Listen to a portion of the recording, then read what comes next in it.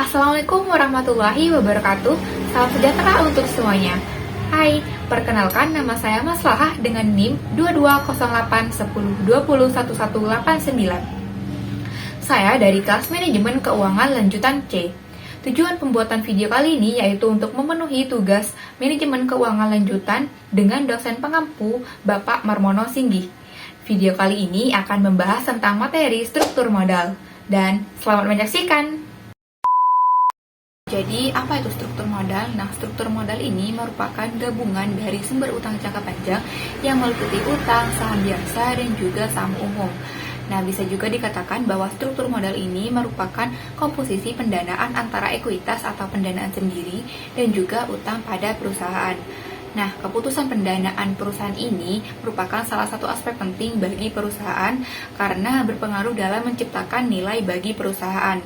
Nah, oleh karena itu penting bagi perusahaan untuk menentukan kebijakan pendanaan yang paling tepat untuk perusahaan. Nah, selanjutnya, apa saja faktor-faktor yang dapat mempengaruhi struktur modal?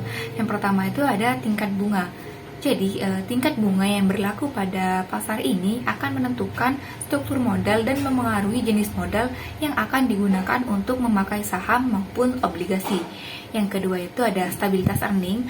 Jadi, stabilitas dan besarnya earning ini yang diperoleh perusahaan ini akan berpengaruh pada struktur modal. Jadi, menentukan apakah struktur modal yang digunakan itu berupa utang jangka panjang maupun tidak. Lalu yang ketiga yaitu ada susunan aktiva. Jadi banyak industri atau manufaktur yang sebagian besar modalnya itu tertanam dalam aktiva tetap, di mana hal itu cenderung menggunakan modal sendiri dibandingkan dengan modal asing atau hutang ini hanya dijadikan sebagai pelengkap. Nah, yang keempat itu ada risiko aktiva. Jadi, risiko yang melekat pada setiap aktiva ini belum tentu sama. Semakin panjang jangka waktu yang penggunaannya ini, maka semakin besar juga risikonya.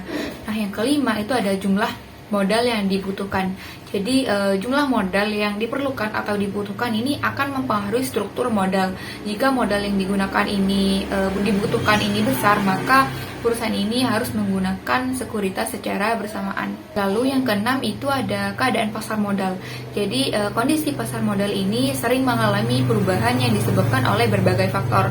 Oleh karena itu, dalam rangka memperoleh dana melalui penjualan sekuritas, perusahaan ini harus selalu memperhatikan kondisi pasar modal. Lalu yang ketujuh yaitu ada sifat manajemen. Jadi perusahaan atau manajer yang optimis ini terhadap masa depan perusahaan ini akan berani menanggung risiko yang lebih besar sehingga akan lebih menggunakan utang untuk memenuhi dana perusahaan. Jadi perusahaan yang menggunakan utang ini pasti mempunyai risiko yang lebih besar daripada perusahaan yang tidak menggunakan utang. Yang terakhir yaitu ke-8 besarnya perusahaan. Perusahaan besar ini merupakan perusahaan yang sahamnya itu tersebar sangat luas.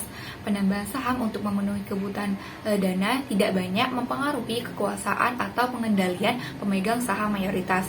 Nah, perusahaan besar juga ini pada umumnya lebih menyukai penerbitan saham baru dalam memenuhi kebutuhan dananya. Materi selanjutnya yaitu teori struktur modal. Nah, teori struktur modal menjelaskan apakah ada pengaruh perubahan struktur modal terhadap nilai perusahaan kalau keputusan investasi dan kebijakan dividen ini dianggap konstan. Nah, dengan kata lain, seandainya perusahaan mengganti sebagian modal sendiri dengan utang atau sebaliknya, apakah harga saham ini akan berubah apabila perusahaan tidak merubah keputusan-keputusan keuangan lainnya? Dengan kata lain, kalau perubahan struktur modal ini dianggap tidak merubah nilai perusahaan, berarti bahwa tidak ada struktur modal yang terbaik. Semua struktur modal adalah baik. Nah, tetapi kalau dengan merubah struktur modal ternyata nilai perusahaan berubah, maka akan diperoleh struktur modal yang terbaik. Nah, struktur modal yang baik itu merupakan struktur modal yang dapat memaksimumkan nilai perusahaan, harga saham. Nah, itulah struktur modal yang terbaik. Untuk teori yang pertama yaitu dari teori pendekatan tradisional. Nah, mereka yang menganut teori pendekatan tradisional berpendapat bahwa dalam pasar modal yang sempurna dan tidak ada pajak, nilai perusahaan atau biaya modal perusahaan bisa dirubah dengan cara merubah struktur modalnya. Nah, pada teori ini, analisis yang dilakukan yaitu melihat pada nilai perusahaan atau harga saham. Nah, analisis yang sama juga bisa dilakukan dengan melihat biaya modal perusahaan. Apabila tujuan kita adalah untuk meningkatkan nilai perusahaan, maka tujuan teori ini yaitu dengan menurunkan biaya modal perusahaan. Dengan demikian, apabila nilai perusahaan meningkat, maka berarti biaya modal perusahaan menurun. Dan yang kedua dari pendekatan Modigliani dan Miller. Dalam artikel mereka, dua orang ekonom ini, Modigliani dan Miller atau disingkat MF, menunjukkan bahwa pendapat pendekatan tradisional adalah tidak benar. Mereka menunjukkan kemungkinan munculnya proses arbitrase yang akan membuat harga saham atau nilai perusahaan yang tidak menggunakan hutang maupun yang menggunakan hutang ini akhirnya sama. Nah, proses arbitrase ini muncul karena investor selalu lebih menyukai investasi yang memerlukan dana yang lebih sedikit tetapi memberikan penghasilan bersih yang sama dengan risiko yang sama pula.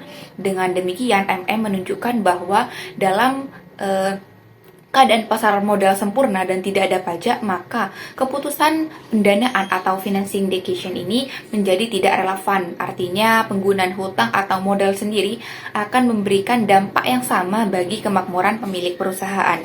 Dan selanjutnya, jika tadi dalam keadaan tidak ada pajak, maka MM ini berpendapat lagi ketika pasar modal ini ada pajak gitu. Mereka berpendapat bahwa keputusan pendanaan menjadi relevan ketika terdapat pajak.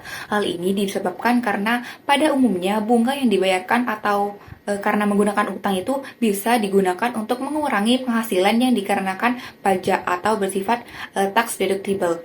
Dengan kata lain, apabila dua perusahaan yang memperoleh laba operasi yang sama tetapi yang satu menggunakan hutang dan satunya itu tidak, maka perusahaan yang membayar bunga atau yang menggunakan hutang ini akan membayar pajak penghasilan atau income tax yang lebih kecil. Karena penghematan membayar pajak merupakan manfaat bagi pemilik perusahaan, maka tentunya nilai perusahaan yang menggunakan hutang akan lebih besar dari nilai perusahaan yang tidak menggunakan hutang.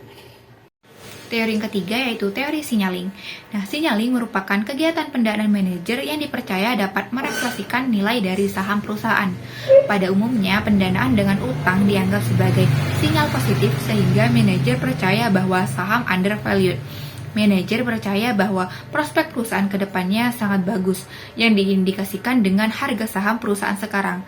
Dalam hal ini akan menguntungkan bagi para stockholder untuk menggunakan utang dibandingkan dengan menerbitkan saham, karena dianggap sebagai sinyal positif. Akan tetapi, dengan adanya penerbitan saham ini dianggap sebagai sinyal negatif sehingga manajemen percaya bahwa saham overvalued. Hal ini mengakibatkan harga saham akan menurun, underwriting cost tinggi, sehingga pendanaan dengan penerbitan saham baru ini sangat mahal dibandingkan dengan penggunaan utang. Baik, itulah penjelasan terkait struktur modal. Semoga dapat memberikan manfaat bagi yang telah menonton. Dan akhir kata, terima kasih dan wabillahi taufiq wal hidayah. Wassalamualaikum warahmatullahi wabarakatuh.